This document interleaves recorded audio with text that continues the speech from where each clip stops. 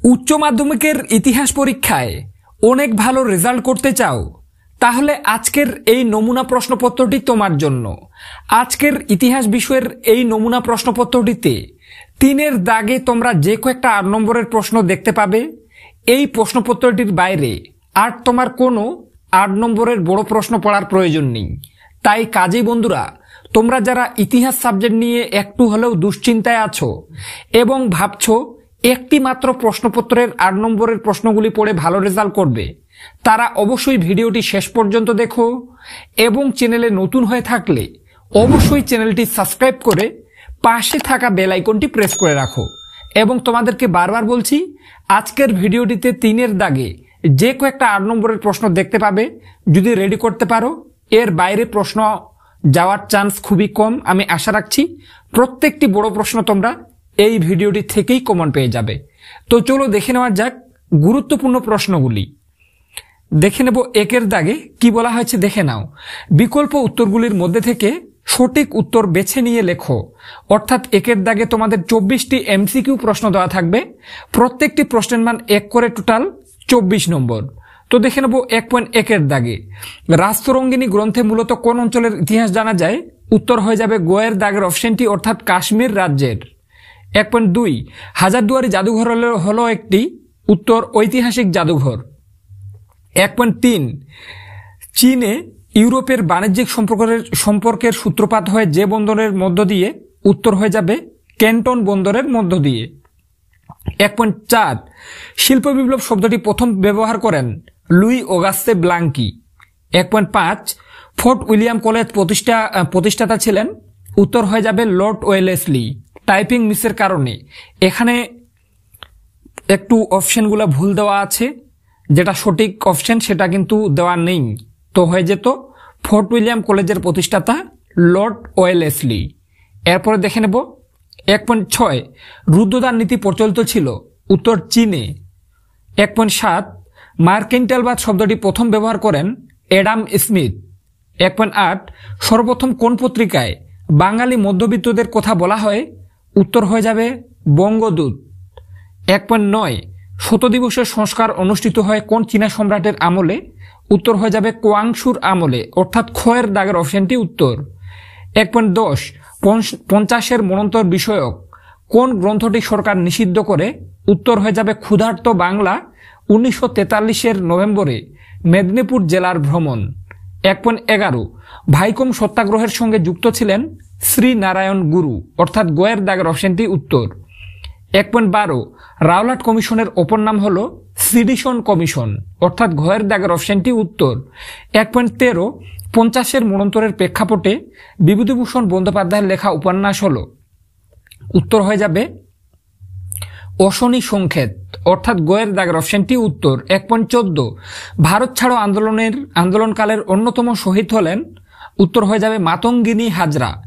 1.15, রশিদ আলী দিবস পালিত হয়? উত্তর হয়ে যাবে 12ই ফেব্রুয়ারি, অর্থাৎ কোয়ের দাগের অপশনটি উত্তর। 1.16, ভারতের অন্তর্বর্তী সরকারের প্রধান ছিলেন? উত্তর হয়ে যাবে জওহরলাল নেহেরু। 1.17, ঠান্ডা লড়াই শব্দটি প্রথম ব্যবহার করেন? উত্তর হয়ে যাবে ওয়াল্টার লিপম্যান, অর্থাৎ খয়ের দাগের অপশনটি উত্তর। 1.18, কিউবায় ক্ষেপণাস্ত্র ঘাঁটি নির্মাণ করেছিল সোভিয়েত ইউনিয়ন। 1.19, জননিরপেক্ষ আন্দোলনের সঙ্গে যুক্ত ছিল না?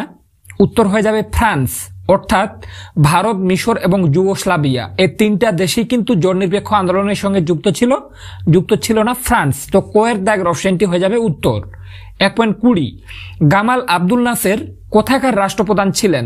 উত্তর হয়ে যাবে কোয়ের দাগের অপশনটি, অর্থাৎ মিশরের। 1.21, স্বাধীন ইন্দোনেশিয়ার প্রথম রাষ্ট্রপতি হন? উত্তর হয়ে যাবে, আমি আশা রাখছি এই প্রশ্নটির উত্তর তোমরা প্রত্যেকে করতে পারবে।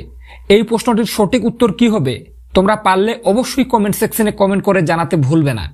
আমি দেখতে চাই 1.21-এর দাগের প্রশ্নটির উত্তর তোমরা কতজনে ঠিক করতে পারো। তোমরা অবশ্যই জানলে কমেন্ট সেকশনে কমেন্ট করে জানাবে। এরপর 1.22-এর দাগে, বঙ্গবন্ধু নামে পরিচিত ছিল? উত্তর মুজিবুর রহমান, অর্থাৎ খয়ের দাগের অপশনটি উত্তর। 1.23, সার্কের প্রথম শীর্ষ সম্মেলন হয়? উত্তর হয়ে যাবে ঢাকায়। অর্থাৎ কোয়ের দাগের অপশনটি উত্তর। এরপর 1.24 দাগে বাংলাদেশের মুক্তিযুদ্ধের সময় পাকিস্তানের সামরিক শাসক ছিলেন, গয়ের দাগের অপশনটি ইয়াহিয়া খান। তো বন্ধুরা, একের দাগে যে 24টি এমসিকিউ প্রশ্ন তোমাদের সামনে তুলে ধরা হলো, এখানকার প্রশ্নগুলো গুরুত্বপূর্ণ, কিন্তু কেউ ভেবো না যে এই 24টা পড়ে গিয়ে 24টাই কমন পাবে, এমন আমি কিন্তু একবারও বলছি না। এমসিকিউ এসএকিউ এর কোনো সাজেশন হয় না। শুধুমাত্র যারা এই প্রশ্নপত্রটি দেখে এই প্রশ্নগুলো পড়ে যাওয়ার ট্রাই করছো তাদেরকে বলবো তোমরা একদম এই ভুলটা করবে না। আমি বলছি 3-এর দাগে যে কয়েকটা 8 নম্বরের প্রশ্ন বলবো, এই প্রশ্নগুলা তোমার যদি পড়া থাকে আজকের প্রশ্নপত্রটি থেকে আমি আশা রাখছি প্রত্যেকটি 8 নম্বরের প্রশ্ন কমন পেয়ে যাবে। তো চলো দেখে নেব এরপরে 2-এর দাগের প্রশ্নগুলি। তার আগে আবারও বলে রাখছি, চ্যানেলে নতুন হয়ে থাকলে অবশ্যই তোমরা চ্যানেলটি সাবস্ক্রাইব করে পাশে থাকা বেল আইকনটি প্রেস করে রাখো, কেননা এখন এই চ্যানেল থেকে যে যে ভিডিওগুলো আসবে তোমরা যদি প্রত্যেকটি ভালোভাবে ফলো করে উচ্চ মাধ্যমিক পরীক্ষা দিতে যাও তাহলে তোমাদের উচ্চ মাধ্যমিক পরীক্ষা অনেক ভালো হতে বাধ্য। এর পরের ভিডিওগুলিতে আমি উচ্চ মাধ্যমিকের ইতিহাস বিষয় থেকে এমসিকিউ এসএকিউ সহ আরো বাকি যে সব থেকে গুরুত্বপূর্ণ প্রশ্ন সেগুলার কিন্তু একটা ভিডিও নিয়ে আসবো। তাই কোনোভাবে যাতে সেই ভিডিওটা না মিস হয়ে যায় তার জন্য চ্যানেলটি তোমরা অবশ্যই সাবস্ক্রাইব করে রাখো। তো চলো দেখে নেবো এরপরে 2-এর দাগের প্রশ্নগুলিতে কি বলা হয়েছে। নিম্নলিখিত প্রশ্নগুলির সংক্ষিপ্তে উত্তর দাও, বিকল্প প্রশ্নগুলি লক্ষণীয়। অর্থাৎ 2-এর দাগে তোমাদের 16টি এসএকিউ প্রশ্ন দেওয়া থাকবে, প্রত্যেকটি প্রশ্নের মান 1 করে, টোটাল 16 নম্বর। 2.1-এর দাগে দেখে নাও কি আছে। কোন ইংরেজ দূত প্রথম ভারতে আসেন? 2.2 কে এবং কবে এশিয়াটিক সোসাইটি প্রতিষ্ঠা করেন? এর সাথে অথবা দিয়ে আছে চিরস্থায়ী বন্দোবস্ত কে প্রবর্তন করেন? 2.3 নতুন বিশ্ব কাকে বলে? 2.4 কবে কাদের মধ্যে নানকিং এর সন্ধি স্বাক্ষরিত হয়? 2.5 অন্ধকূপ হত্যা কি? 2.6 কোর্ট কর্নওয়ালিস কি? এর সাথে অথবা দিয়ে আছে অবশিল্পায়ন কি? 2.7 3 আইন কি? 2.8 রামমোহন প্রকাশিত দুটি সংবাদপত্রের নাম লেখো। এর সাথে অথবা দিয়ে কে কবে ব্রাহ্মসভা প্রতিষ্ঠা করেন? এরপর 2.9 রাওলাট আইন কি? 2.10 কে কবে সত্যবিলোপ নীতি প্রবর্তন করেন? এর সাথে অথবা দিয়ে আছে ভাইকম সত্যাগ্রহ কি? 2.11 রশিদ আলী দিবস কি? 2.12 এশিয়াবাসীদের জন্য এশিয়া এই স্লোগান কোন রাষ্ট্রের? 2.13 ট্রুম্যান নীতি কি? 2.14 ডিএন বিএন ফু এর ঘটনা কি? 2.15 পাকিস্তান পিপলস পার্টি কে প্রতিষ্ঠা করেন? এর সাথে অথবা দিয়ে আছে নেটো কি? 2.16 এর দাগে ভারতে কবে পঞ্চবার্ষিকী পরিকল্পনা গ্রহণ করা হয়েছিল? তো বন্ধুরা, 2-এর দাগে 16টা প্রশ্ন বলা হলো, এগুলা কিন্তু গুরুত্বপূর্ণ, ভালোভাবে দেখে যাবে। এরপরে দেখে নেব 3-এর দাগে। এখন আমি 3-এর দাগে যে কয়েকটা 8 নম্বরের প্রশ্ন বলবো, তোমার যদি প্রত্যেকটি রেডি থাকে, বারবার বলছি আজকের এই প্রশ্নপত্রটির বাইরে আর তোমার কোনো 8 নম্বরের প্রশ্ন পড়ার প্রয়োজন নেই। প্রত্যেকটি 8 নম্বরের বড় প্রশ্ন তোমরা এই ভিডিওটি থেকে 100% কমন পেয়ে যাবে বলে আমার ধারণা। বিগত কয়েক বছর ধরে পড়িয়ে এসেছি, এমন একবারও হয়নি যে প্রশ্ন বাইরে গেছে। এবারের ক্ষেত্র বলছি, তোমরা 8 নম্বরের প্রশ্নগুলির উপর একদম বিশ্বাস রাখতে পারো, এর বাইরে কিন্তু প্রশ্ন হবে না। তাই বন্ধুরা, অবশ্যই তোমরা এখন যে কয়েকটা 8 নম্বরের প্রশ্ন বলবো ভালোভাবে রেডি করে যাও, তোমার রেজাল্ট ভালো হতে বাধ্য। আর চ্যানেলে নতুন হয়ে থাকলে অবশ্যই চ্যানেলটি সাবস্ক্রাইব করে রাখো, কেননা বারবার বলছি এরপরের একটা ভিডিওতে আমি মাত্র 5 থেকে 7টা প্রশ্ন বলবো বা 8টা প্রশ্ন বলবো ইতিহাস বিষয় থেকে। ওই প্রশ্নগুলো সব থেকে গুরুত্ব দিয়ে পড়ে যাবে যারা সারা বছরও তেমন ভাবে পড়তে পারোনি। ওই 8 থেকে 9টা প্রশ্ন তোমার যদি রেডি থাকে, এর বাইরে আমি আশা রাখছি তোমার না পড়লেও হবে। যারা কিছুই পড়তে পারোনি ওই প্রশ্নগুলো পড়লেই হয়ে যাবে। তার জন্য সেই ভিডিওটি যাতে তোমার না মিস হয়ে যায়, তার জন্য অবশ্যই তোমরা চ্যানেলটি সাবস্ক্রাইব করে পাশে থাকা বেল আইকনটি প্রেস করে রাখো। তো চলো দেখে নি 3-এর দাগের প্রশ্নগুলিতে কি বলা হয়েছে। যে কোনো 5টি প্রশ্নের উত্তর দাও, প্রতিটি বিভাগ থেকে ন্যূনতম 2টি প্রশ্নের উত্তর আবশ্যক। বিকল্প প্রশ্নগুলি লক্ষণীয়, অর্থাৎ 3-এর দাগে তোমাদের 8 নম্বরের 5টি প্রশ্নের উত্তর করতে হবে 40 নম্বর। এক্ষেত্রে প্রশ্নগুলি 2টো বিভাগে বিভক্ত থাকবে। বিভাগ ক তোমাদের 1ম থেকে 4র্থ অধ্যায় নিয়ে এবং বিভাগ খ তোমাদের 5ম থেকে 8ম অধ্যায় নিয়ে। তো প্রথমে দেখে নেব বিভাগ ক এর প্রশ্নগুলি। ক এর দাগের প্রশ্ন, পেশাদারি ইতিহাস বলতে কি বোঝায়? অপেশাদারি ইতিহাসের সঙ্গে পেশাদারি ইতিহাসের পার্থক্য লেখো। এবছরে ইতিহাস বিষয়ের 1ম অধ্যায় থেকে সব থেকে গুরুত্ব দিয়ে তোমরা এই প্রশ্নটা পড়ে যাবে।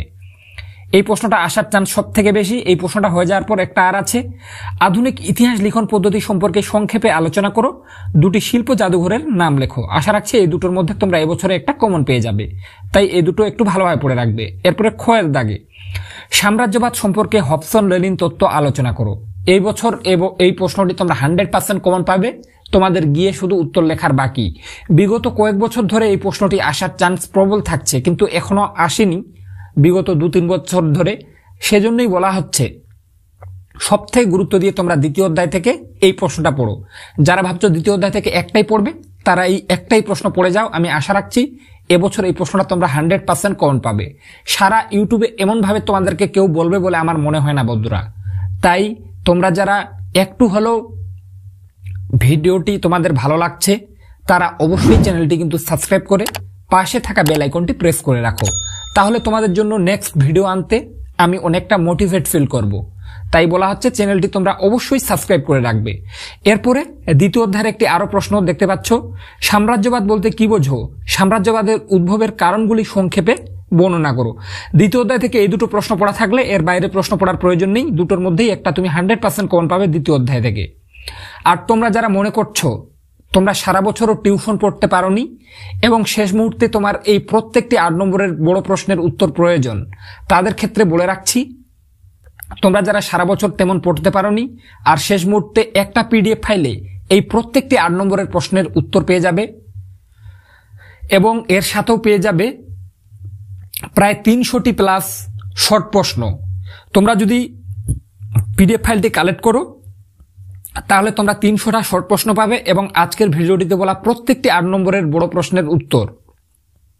তাই বন্ধুরা, তোমরা যারা সারা বছরও পড়তে পারোনি তারা মাত্র যদি 85 টাকা শেষ মুহূর্তে পেমেন্ট করো, 85 টাকা পেমেন্ট করে স্ক্রিনশট দেওয়ার সাথে সাথে আমরা কিন্তু তোমাদেরকে পিডিএফ ফাইলটি সেন্ড করে দেব। তার জন্য তোমরা স্ক্রিনে একটা হোয়াটসঅ্যাপ নম্বর দেখতে পাচ্ছ, ওই নম্বরে হোয়াটসঅ্যাপে হাই মেসেজ করো। মাত্র 85 টাকার বিনিময়ে তোমরা আমার কাছ থেকে এই ইতিহাস বিষয়ের পিডিএফ ফাইলটি কালেক্ট করতে পারবে, যেখানে 300টি প্লাস এমসিকিউ এসএকিউ পাবে এবং আজকের ভিডিওটিতে বলা প্রত্যেকটি 8 নম্বরের বড় প্রশ্নের উত্তর। তাই যাদের প্রয়োজন তোমরা বারবার বলছি স্ক্রিনে হোয়াটসঅ্যাপ নম্বর দেখতে পাচ্ছ, ওই নম্বরে হোয়াটসঅ্যাপে হাই মেসেজ করো। এরপরে গোয়ের দাগে ভারতের রেলপথ প্রবর্তনের উদ্দেশ্য ও প্রভাব আলোচনা করো।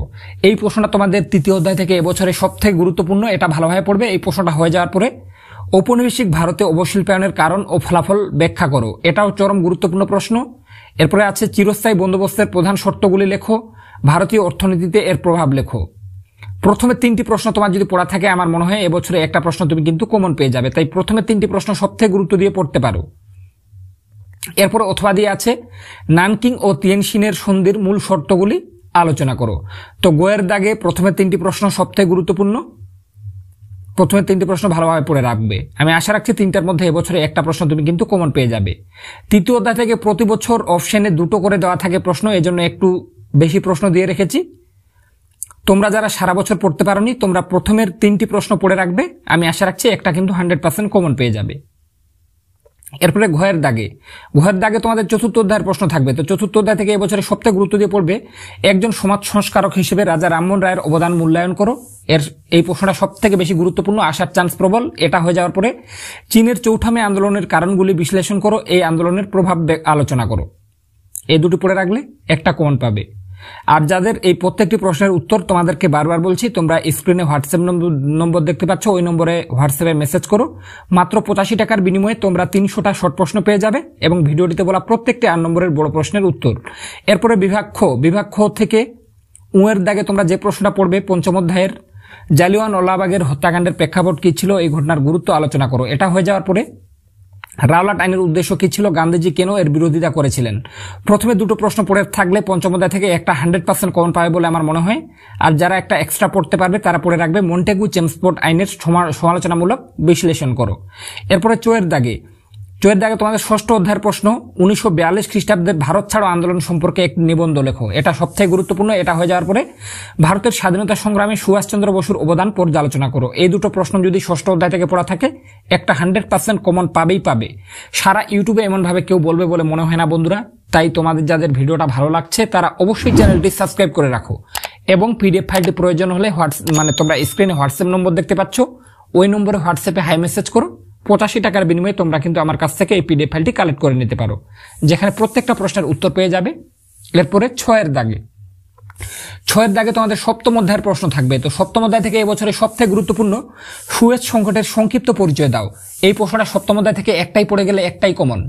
তারপরেও একটা আর ট্রুম্যান নীতি কি, মার্শাল পরিকল্পনার উদ্দেশ্যগুলি কি ছিল, এই দুটো প্রশ্ন যদি পড়া থাকে সপ্তম অধ্যায় থেকে, তুমি যদি প্রশ্ন নাও পড়তে চাও তবুও অসুবিধা হবে না, প্রথমে দুটো থেকে একটা প্রশ্ন 100% কমন পেয়ে যাবে। আর যারা একটা এক্সট্রা পড়তে পারবে তাদের জন্য দেওয়া আছে জোর নিরপেক্ষ নীতি কি ছিল, জোর নিরপেক্ষ আন্দোলনের উদ্দেশ্য আলোচনা করো। এরপরে জয়ের দাগে অর্থাৎ সবার শেষের প্রশ্ন, স্বাধীন ভারতের প্রথম 3টি পঞ্চবার্ষিকী পরিকল্পনার লক্ষ্য ও গুরুত্ব আলোচনা করো। এই প্রশ্নটা অষ্টম অধ্যায়ের সবথেকে গুরুত্বপূর্ণ প্রশ্ন। এটা হয়ে যাওয়ার পর একটা আর পরে রাখবে বাংলাদেশের মুক্তিযুদ্ধের সংক্ষিপ্ত পরিচয় দাও, এই যুদ্ধে ভারতের ভূমিকা কি ছিল। তো বন্ধুরা, আজকের ভিডিওটিতে যে কয়েকটা 3 দাগে 8 নম্বরের বড় প্রশ্ন বললাম, তোমরা যদি প্রত্যেকটা রেডি করতে পারো, আমি আশা রাখছি তোমরা প্রত্যেকটা 8 নম্বরের বড় প্রশ্ন আজকের ভিডিওটি থেকেই কমন পেয়ে যাবে। তাই বন্ধুরা, ভিডিওটির মাধ্যমে একটু হলেও উপকৃত হয়ে থাকলে অবশ্যই চ্যানেলটি সাবস্ক্রাইব করে পাশে থাকা বেল আইকনটি প্রেস করে রাখো। এবং তোমরা যারা মনে করছো যে পিডিএফ ফাইলটি তোমার প্রয়োজন, যেখানে প্রত্যেকটি শর্ট প্রশ্ন উত্তর সহ এবং প্রত্যেকটি 8 নম্বরের প্রশ্নের উত্তর তোমরা পেয়ে যাও, তার জন্য তোমাদেরকে বারবার বলছি, স্ক্রিনে একটা হোয়াটসঅ্যাপ নম্বর দেখতে পাচ্ছ, ওই নম্বরে হোয়াটসঅ্যাপে হাই মেসেজ করো। 85 টাকার বিনিময়ে তোমরা কিন্তু পিডিএফ ফাইলটি আমার কাছ থেকে পেয়ে যাবে। আর এর আগে আমি ইতিহাস বিষয়ের এমসিকিউ, এসএকিউ এবং প্রত্যেকটি 8 নম্বরের বড় প্রশ্নের সাজেশন নিয়ে আগে আলোচনা করেছি। তোমরা যারা কোনো কারণে সেই ভিডিওগুলি দেখতে পারোনি, তারা ফার্স্ট কমেন্টে বা ডেসক্রিপশন বক্সে প্লে লিস্টের লিঙ্ক পেয়ে যাবে। তোমরা কিন্তু সেখান থেকে প্রত্যেকটি এমসিকিউ প্রশ্নের ভিডিও এবং এসএকিউ প্রশ্ন এবং 8 নম্বরের প্রশ্নের ভিডিওগুলি কিন্তু দেখে নিতে পারবে। তো তোমরা দেখে নিও ডেসক্রিপশন বক্স অথবা ফার্স্ট কমেন্টের লিঙ্কে ক্লিক করে। তো আজকে পর্যন্তই, দেখা হবে নেক্সট কোনো ভিডিও।